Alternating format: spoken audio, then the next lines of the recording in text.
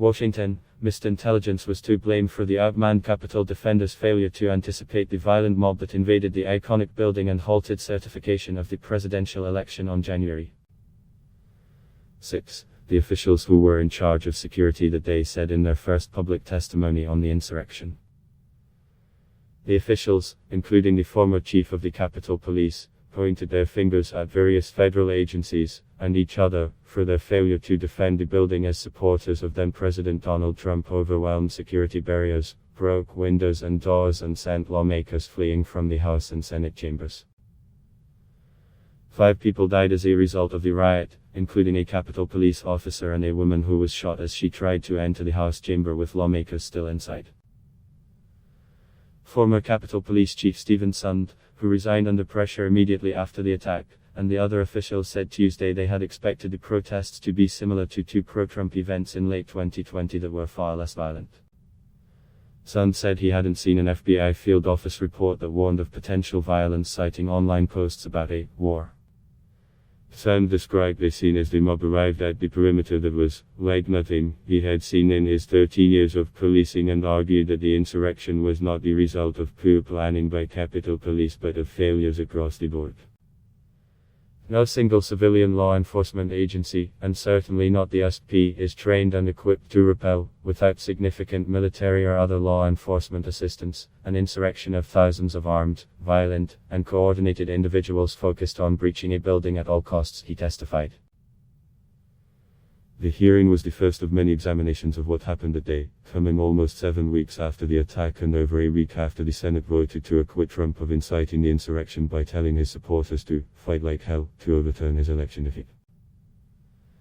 Fencing and National Guard troops still surround the Capitol in a wide perimeter, cutting off streets and sidewalks that are normally full of cars, pedestrians and tourists. The joint hearing, part of an investigation by 2 Senate committees, was the first time the officials testified publicly about the events of January 6. In addition to Sund, former Senate Sergeant-at-Arms Michael Stenger, former House Sergeant-at-Arms Paul Irving and Robert Conti, the acting chief of police for the Metropolitan Police Department, testified.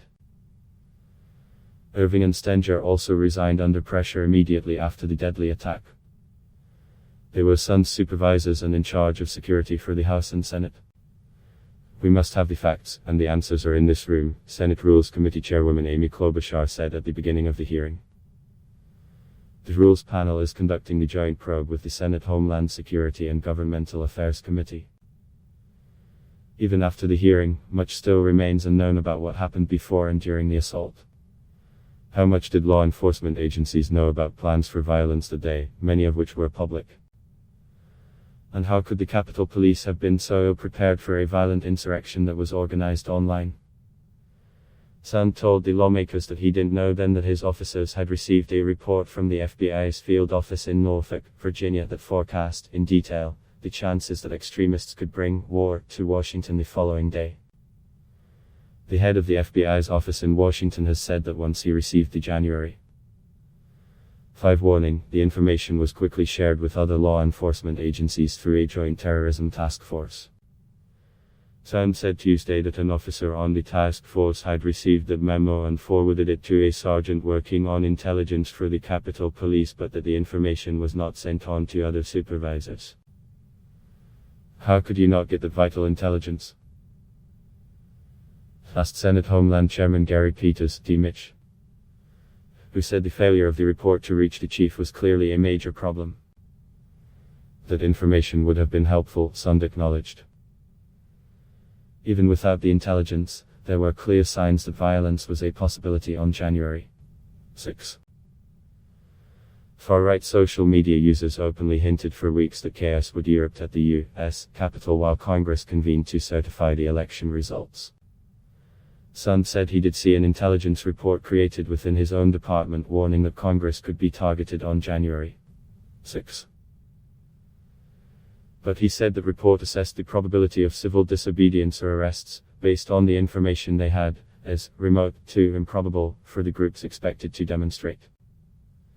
Conti, the acting city police chief, also suggested that no one had flagged the FBI information from Norfolk, Virginia, which he said came in the form of an email. He said he would have expected that kind of intelligence would warrant a phone call or something. Sund and Irving disagreed on when the National Guard was called and on requests for the Guard beforehand. Sund said he spoke to both Stenger and Irving about requesting the National Guard in the days before the riot, and that Irving said he was concerned about the optics of having them present. Irving denied that, saying Sund's account was categorically false. We all agreed the intelligence did not support the troops and collectively decided to let it go, Stenger said. After smashing through the barriers at the perimeter, the invaders engaged in hand-to-hand combat with police officers, injuring dozens of them, and broke into the building. Once the violence had begun, Sund and Irving also disagreed on when the National Guard was requested. Sund said he requested it at 1:09 p.m. But Irving denied receiving a call at the time. Conti said he was stunned over the delayed response. He said Sund was pleading with army officials to deploy National Guard troops as the rioting rapidly escalated. Police officers were out there literally fighting for their lives, but the officials appeared to be going through a check-the-boxes exercise, he said. Pentagon officials, who will be invited to testify before the committee at a second hearing next week, have said it took time to put the troops in position, and there was not enough contingency planning in advance. They said they offered the assistance beforehand but were turned down. Klobuchar said after the hearing that the next police chief should have greater ability to make decisions both leading up to and during a crisis, and the rules panel could consider such legislation once the investigation is completed.